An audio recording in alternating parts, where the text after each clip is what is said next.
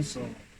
Welcome back. Welcome ulit sa Paniki Shop. Meron tayong bagong AK ngayon na kakadating lang kahapon. Goods na goods to. Re-review lang natin saglit. Labas dito agad sa market. Available na to agad. On hand dito mismo sa Paniki Shop. Kaya kung makikita nyo to, re-review na to. Itong unit na to ay Classic RB. Ayan guys, kunin ko lang muna sa box. The unit ay AK-105 na Classic Up. Ayan guys, napakaganda, sobrang solid ito. Real wood to guys, ayan. Real wood yan. Napakaganda ng smooth niya, bagong-bago pa. Makikita nyo sa front guard. Bagong-bago yan. Sa front guard, ayan.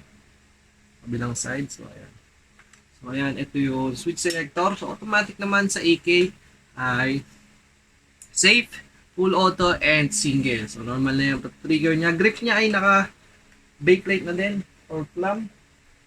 Gray lang. Plum lang pala ito, hindi to bakelite. Plum lang siya na gray. Madaming klase ng plum. Ito ay brown na plum.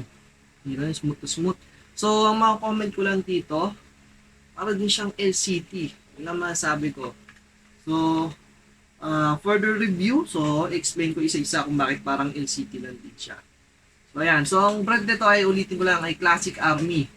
Classic Army. Ang pre-magazine niya ay high cap na. Maganda. High cap na magazine na straight. Ang pang 74. Pang AK-74 yung pre-mag niya na high cap na. Ayan, high capacity na. Buksan. Kakaiba lang siya. Ayan. Then yung ilalim niya ay may takip. Ditanggal yan. Reviewin lang natin ito. Ayan ang itsura niya. The AK-105. 105 to na wood. The first edition or first version ng AK-105 na wood. Ayan. Ganyan na siya kaliit.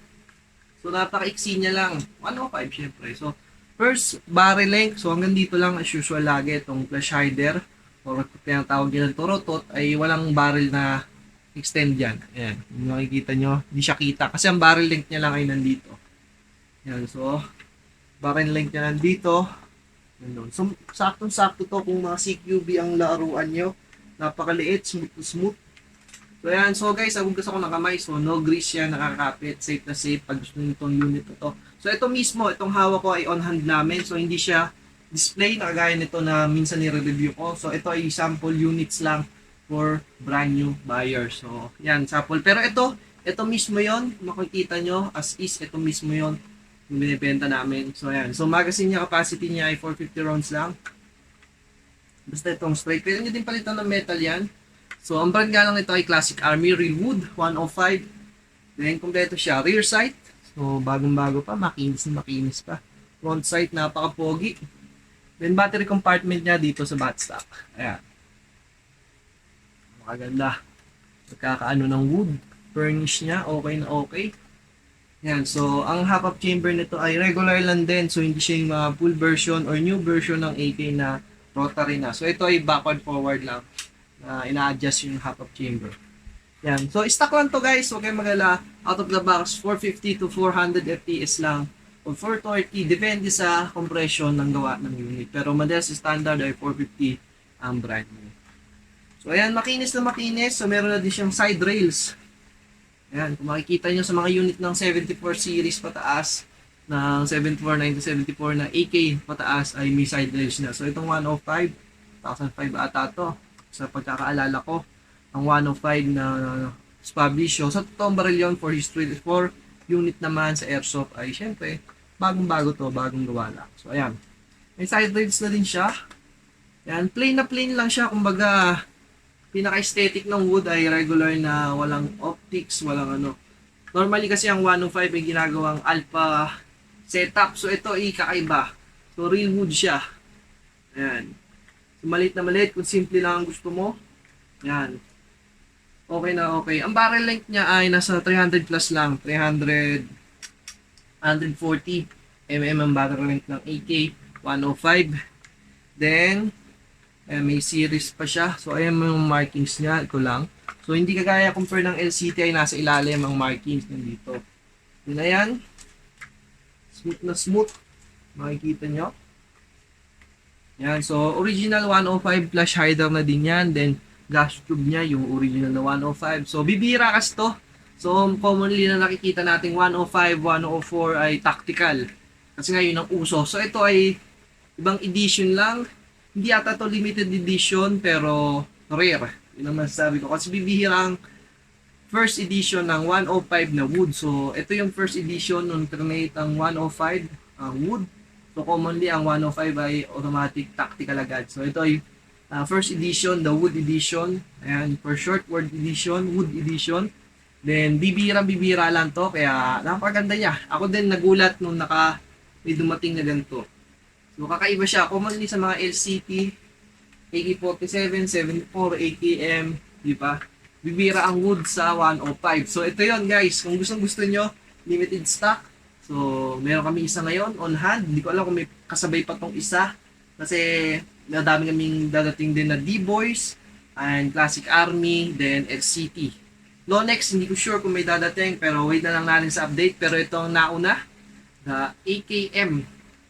AKM to 105. So sorry, 105 na real wood. So meron kami dito isa Saima. So next review natin yon Saima na Biltores naman. So sa LCT hindi kami nakakuha, sa Saima meron. So sa next video re-reviewin natin yan. Sa ngayon ang AK-105. So stock motor lang din to. So ang spring lang ata nito ay nasa 110 ang regular spring ng mga stock. Then battery compartment niya sa bat stock pero alam ko ay convertible. Check lang natin kung dito pa sa taas, hindi ko pa siya na-check. So wala, o nasa bat stock. So ayan, meron lang siyang battery dummy for example lang na unit. So ito ay kasama sa stock on hand. So nasa bat stock na nga ang kanyang battery compartment, kung makikita nyo. So meron kasing mga 105 na tactical sa taas, sa top cover niya lagay ang baterya. So ito ay hindi pa sa bat stock na. Kasi full bat to guys, hindi siya natitiklop. Kasi wood siya. So balik lang natin, bagong bago. Ayan. So full bat siya. So ayan, may mga screw siya. Ayan, tagusan ng wire niya, ang bat stock. So ang comparison lang sa LCT ay wala siyang dibukas dito. Fix siya na bat stock. Ayan, fix ang bat stock niya.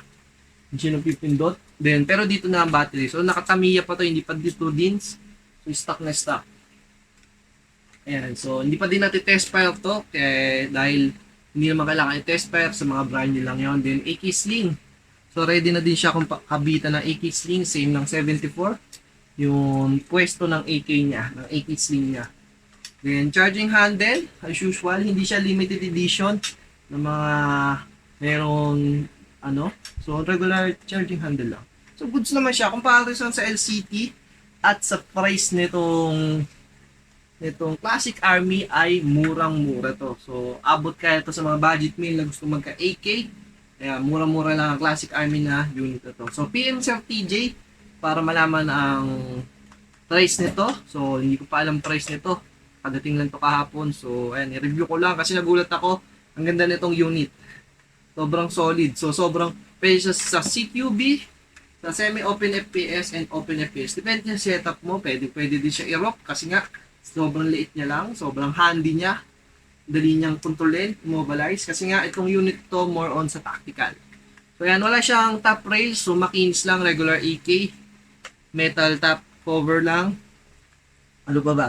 So, ayan. Simpleng-simple. Kompleto naman siya. Wala naman siyang kulang din, para na siyang LCT, so wala na siyang tubo dito. Kung mga ibang AK user dyan or mga matay na sa larangan ng AK, alam niyo yung sinasabi kong bakal dito na maliit. So hindi na, fix na siya, wala na siyang tinutulak-tulak. Para siya ng LCT na the Allens na. So ito ditanggal to, the Allens dito na lang tinatanggal ipit. Yung half rubber nga as usual ay regular lang din, goods na goods.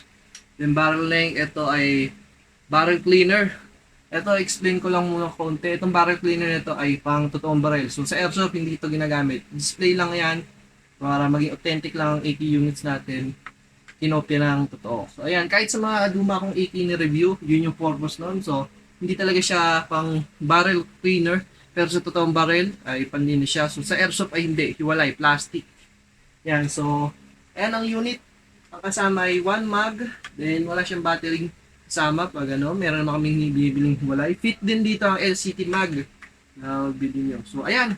Guys, just PM Paniki siya para malaman nyo kung ano presyo nito. Then, PM Sir TJ. Ayan, for another unit. Ayan siya. Dito sa panlo.